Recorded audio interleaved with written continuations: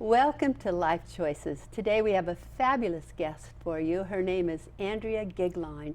And Andrea is the author of a wonderful book series called the Don't Die book series.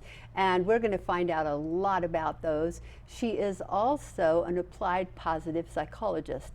So we're going to find out what that's all about as well. Welcome, Andrea. Thank you. I love the opportunity to be here, and I appreciate you giving it to me. Well, we're glad you're here. So, tell us a little bit about your books. I'm so interested in the title, Don't Die. Yes. Well, what is so interesting about that title, Don't Die, is that it goes directly against everything I teach in positive psychology about language, like, do not say what you don't want, say what you do want. However, the concept of Don't Die was established so that people would reflect on their moment by moment existence. And so all the books are true stories told in a very short manner with 4 key learning points so that within an hour someone could read through the book. But their whole focus is don't die without fulfilling what you want to be. Don't die waiting to be brave. Don't die, don't die with vacation time on the books. It is that knowing that, wait a minute, I better pause long enough to say, I do have life choices, and I better start making better ones so that I don't die missing out on what I wanted to do. I've heard that saying a lot, don't die with your story inside you. Correct, Yeah. correct. Wayne Dyer, and in fact, Wayne Dyer and his daughter, because I had trademarked this, was, as you know, and some of your great teachings along the way, you trademark things that are a part of the work you're going to take with you forever. And it just so happened that when Wayne Dyer and his daughter did a book, Don't Die with Your Music Still in You, their publisher, Hay House, had to actually license for that release only my trademark. And that, again, goes back to the life choices. Yes. I could have just created a title and never gone through the process of trademarking any part. There wouldn't have been anything. So it was, little things that happened. But so many people don't know to do that. I know today it's so much easier to write a book than it was a while back because of the self-publishing, and so many people are self-publishing, but they don't know how to trademark or how to take care of themselves or their title. Yeah, one of the things that I did, and this was, gosh, your topic about life choices, because you invited me, I kept reflecting, like, what did that actually mean? Like, what choices? Because many times I'm not front of mind making a choice, and many times, we're just going from one thing to the other. And I happen to be a person who stayed completely out of the self-help genre. And then somewhere around '04, after I had gotten involved in positive psychology, stumbled onto Jack Canfield. And he was doing a workshop here at Lake Las Vegas, which was lovely. So the choice was, I get to go away for a week, a staycation kind of thing in a beautiful place. But he was pushing, he was telling the story about the chicken soup for the souls. And I just sat there saying, geez, there's a zillion books. The work that I do is not, it is the individuals that are unique, not necessarily books that are unique. Right. Okay, so it was the story. And so I just sat there and a thought went through my mind that said, unless my book had a trademark, unless it was a product that actually built on something, books are nice, and I had actually published some up until that point, but it wasn't actually a part of my business plan. Yes. So again, choice to go to a workshop, a choice to hear something differently, it all worked. Yes, yes, I like it. So tell us a little bit about the type of psychology that you're in. I have been very blessed. My actual education is in organizational psychology. My PhD is in organizational psychology. And I did my dissertation in the moral development of transformational leaders, which in and of itself at this moment in time is a very interesting, very timely topic. Yes, it is very timely, and it was a wonderful thing to study. And my first goal was I was going to work in large corporations, but shifted that because I had always owned businesses, everything from a Haagen-Dazs at that point to some Chinese restaurants before I ever got to the point that I was getting this doctorate. And it was not until, so psychology, the psychology of what makes people want to work, what makes people, when you come in, what makes you want to do this? Why this choice? There's actually something inside of you. And we can identify those things so that you can replicate them for yourself. What's good for you is not going to be good for me. And that's what we know, that that's all based on the values and, you know, the energies that you bring and all of those kind of things. So I had that kind of grounding. And then life was biting me in the tail, you know. There was the market crash in 2001 that bit everyone in the tail. My husband had the third of a major job loss in '01, and somewhere along that line he sent me an email from Marty Seligman, the founder of Positive Psychology, offering what became their master's program, but this was a precursor. And so from the moment I completed that intensive 6 months, everything about my life changed, and I have been very committed to the work of making sure that when I work with people and for people, that's what they take away from it also. Now, do you do seminars? Do you work one-on-one? How do you work with people? Yes. And through the glory, you know, everyone's talking about this disruptive moment in time that we're in right now.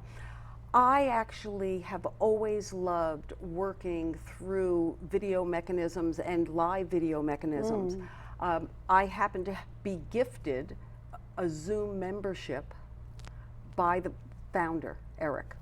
And he had gone through my bio online. We don't know each other, we've never met. He, you know, was probably early in his cycle of developing Zoom and was targeting people who he thought would use it. So for me, we are in a moment in time where the potential of learning the great work that you have done, that everyone has done, we now get to step in and out of it and add to it. So I love people, I like groups. I like very active groups. I have clients that I hike, like I moved a hike with a client where the first X amount of hours of this hike is our working on the goals and checking in on what happens. I moved it for today, we're going to do that tomorrow. Everything that has to do with online learning, I have an online learning program in language, video, TV, podcast. I have a new podcast in development, Hey Boss Lady. Oh, that sounds fun. It is, and it's with one of my former clients. It is a woman who was very accomplished in the corporate world and still is. And she had an additional desire to broaden some, and I said, why don't we just combine our resources and just create a story. Who knows if it's going to last? Like, nothing has to last forever. Again, choices. Yes. Like that mentality that, oh, I'm going to do this the rest of my life. Maybe not. No. Yeah. I think most people change careers at least 2 or 3 times in their lifetime. And I think we're coming to a point in time where that will happen. You know, if every 36 months, my husband, who is 20 years ahead of me, I remembered how distressed his father was, who was obviously, you know, 30 years ahead of him, was when my husband switched jobs a few times. And he said, oh, you know, you've got to, and got to stay in that one job. Right. At that point in time, we already knew that wasn't, and that was 40 years ago. Yes. Now, because I have the privilege of having, you know, not only grandchildren and a millennial daughter, I have a tribe of young people around me who teach me more than I can share. Yes. And the truth is, and my work in positive psychology brings this truth, it's not about how many careers you have going forward. It is about you getting very clear, becoming very aware. Who am I? What do I value? How do I take my strengths, my values, and my behaviors? And as the world changes, I change. And as the world changes, I change. It just keeps flowing. Now, you know that the majority of our audience is over 50. And a lot of these people are saying, you know, it's too late. I can't go and work anymore. I can't start a new career. I can't do something different. How do you feel about that? Well, you know, as a person who's soon to be 65, how I feel about that is the following. Don't die. My trademark says it all. There is no point in time when learning has to end. What has to continue to happen is for you to become inspired internally. And that does, the next thing you do may not be a paycheck, but it should be based on what brings you alive through your strengths and values. So, I am a planner. I have love of learning as one of my top strengths. So for me, I will admit, I have always looked out and said, if I'm using this strength now, what's it going to look like 10 years from now? So for me, just yesterday, I was in a conversation for well over 15 years, ever since being involved in positive psychology.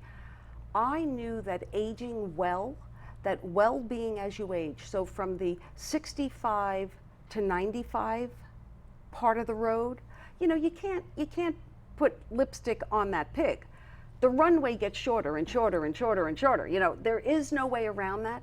But what doesn't change is how much joy you can create in your life through how you think, who you surround you with and how they think, and what you bring up inside of you.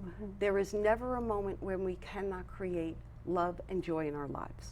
Exactly. There is no age limit on that. Exactly. Yeah. I teach art, and most of the ladies that come to me are older, and most of them are still carrying around some trauma from the second grade or the third grade, when their teacher threw their picture in the trash, or their teacher didn't put their picture on the wall along with the rest of the students. Do you think a lot of people are dealing with those kinds of Well, issues? that helps me speak very directly to why I created the Don't Die series.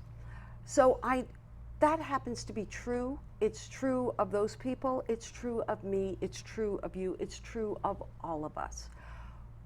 No matter how aware we are, there's these little things that got implanted in our cells at some point in the road, and then something else happens years later, and it's like it jumps up and bites our little noses or something like that. So awareness and perspective is the very first thing, and it's the thing I spend the most time in these very short books. If you can start practicing, like a story, we call it, it's your history, or it's your high story.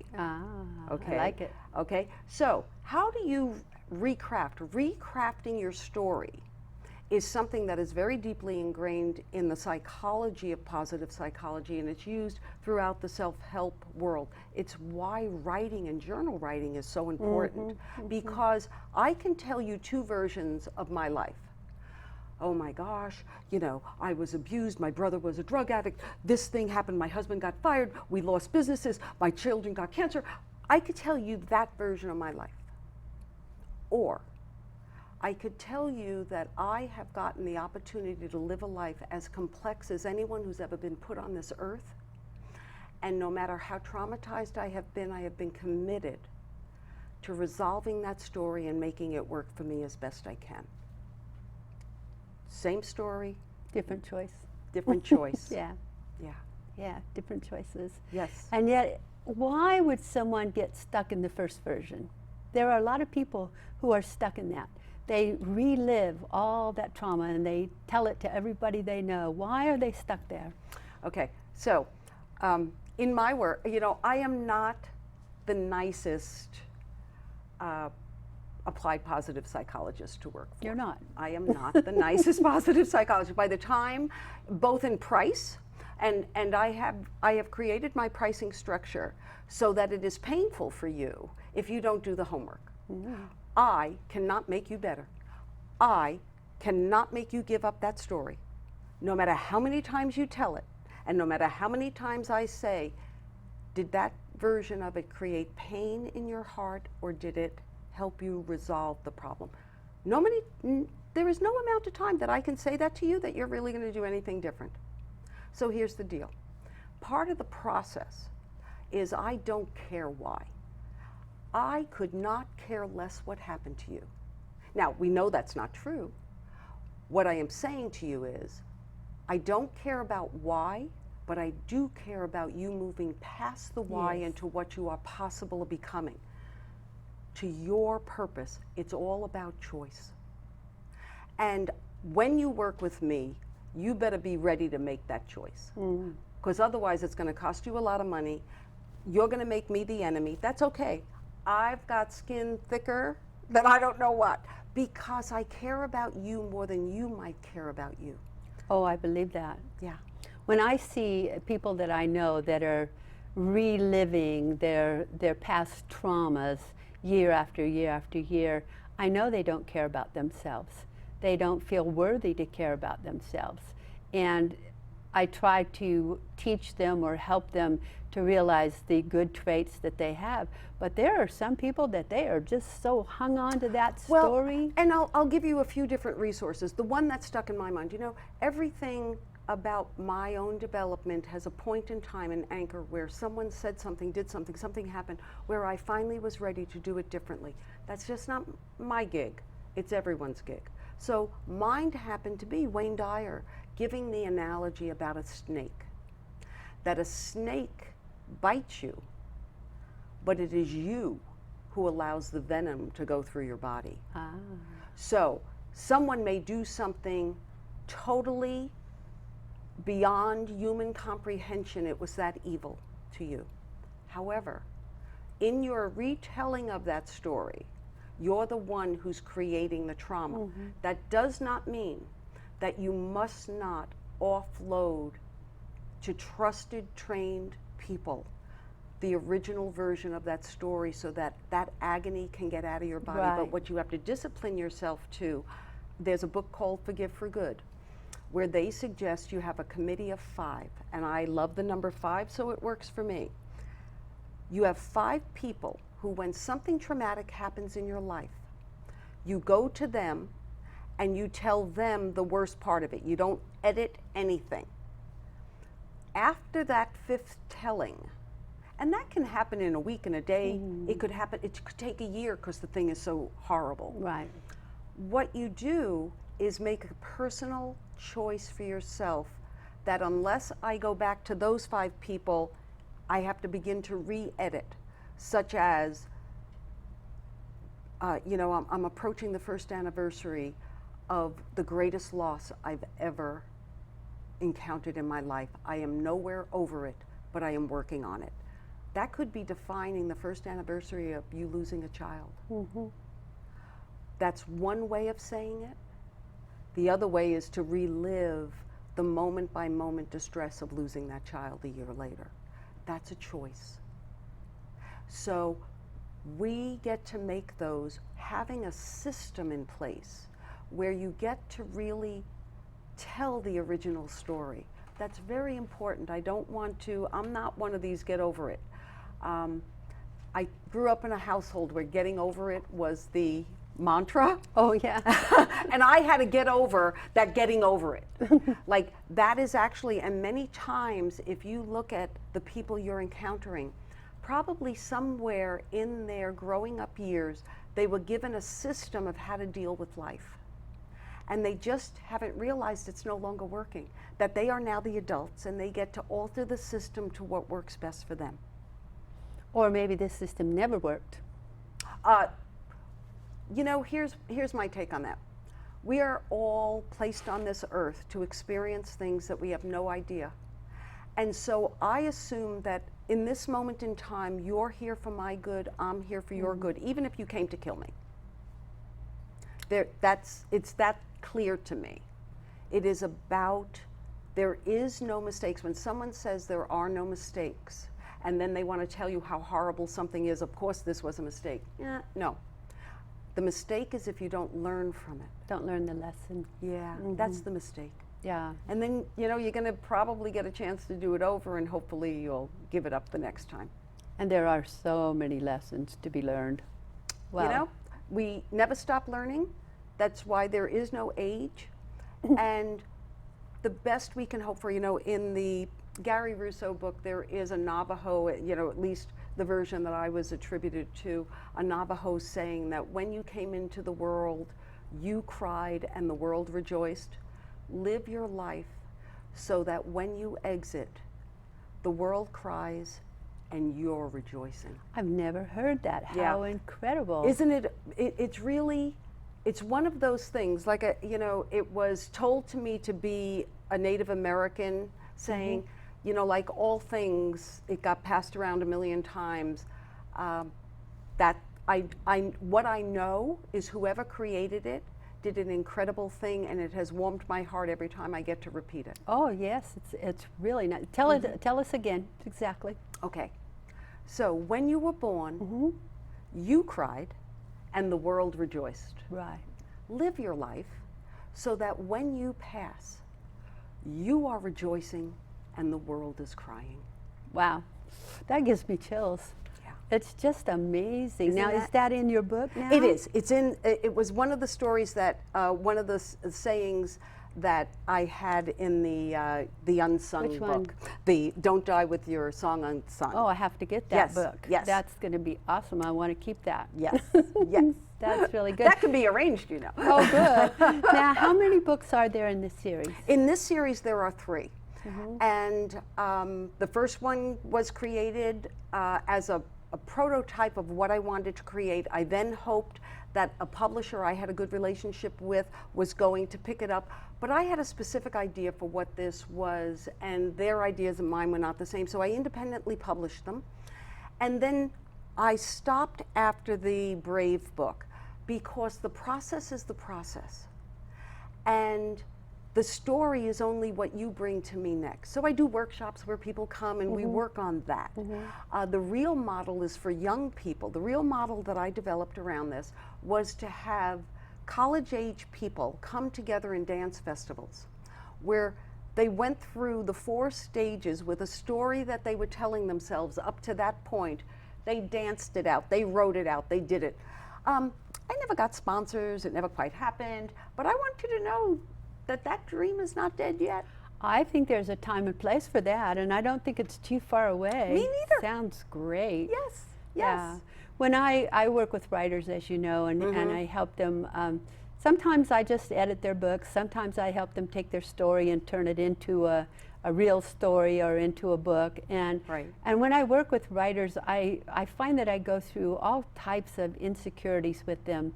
They're unsure about telling their story. They're unsure how people are going to react to them if they tell the truth about things that have happened.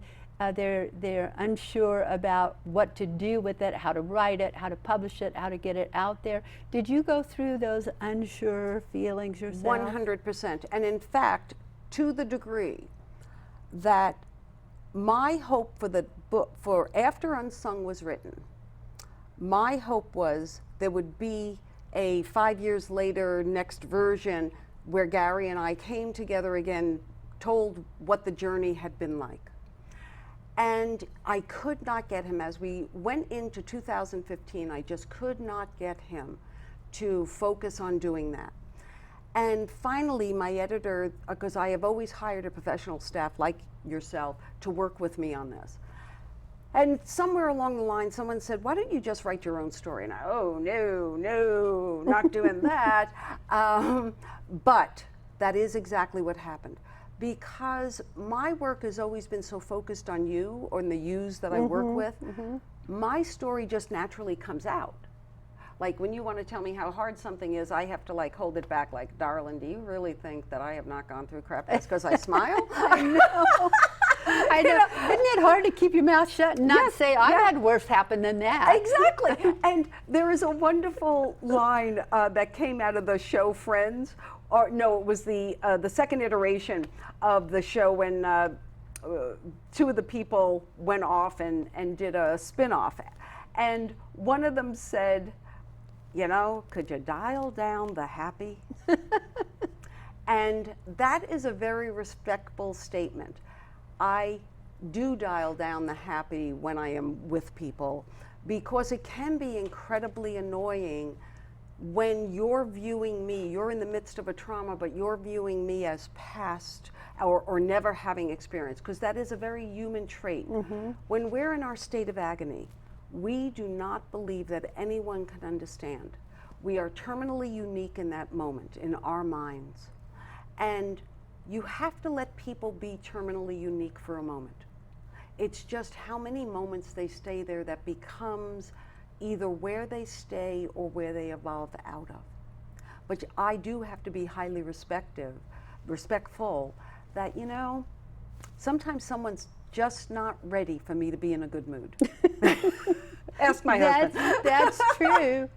Yeah. That's true. Yeah. And you know, when people are going through hard times and they're very sad or they're depressed, it's very hard for us to, you know, we don't want to go and start telling them everything that's going right in our lives at that time, because they're dealing with their own trauma. And that you have just brought up a perfect choice moment.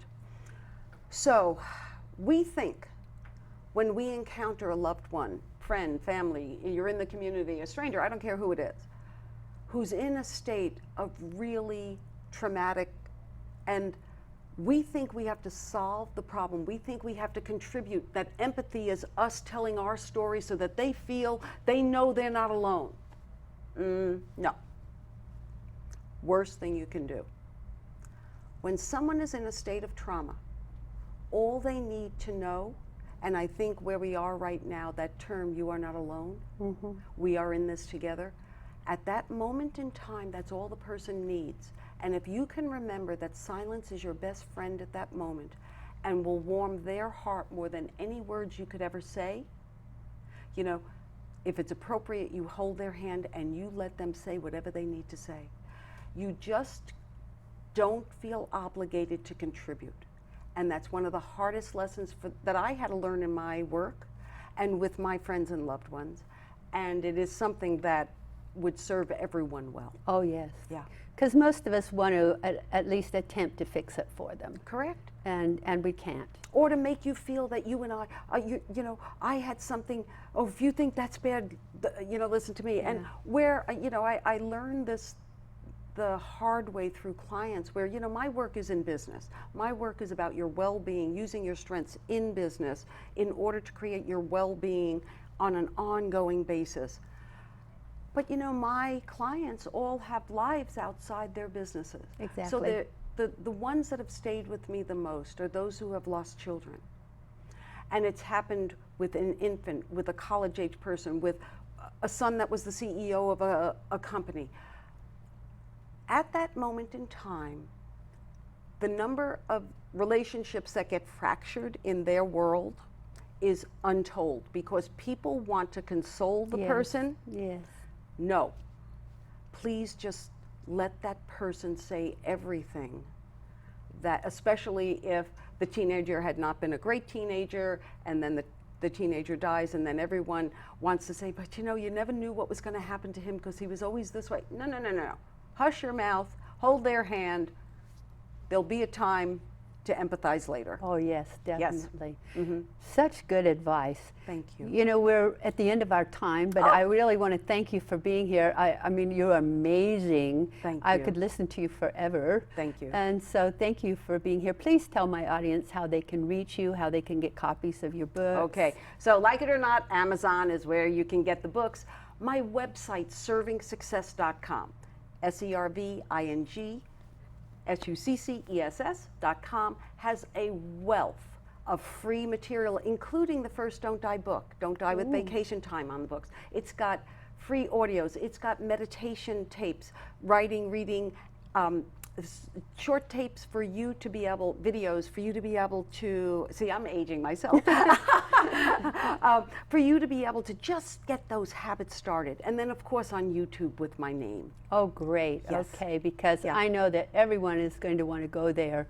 Terrific. And that's Andrea Gigline. Andrea So Gigline. don't forget her name if you're going to YouTube. Yes, there you go, there you go. Okay, great. Thank you so much. Thank you. And thank you for joining us today, and we'll see you on our next Life Choices.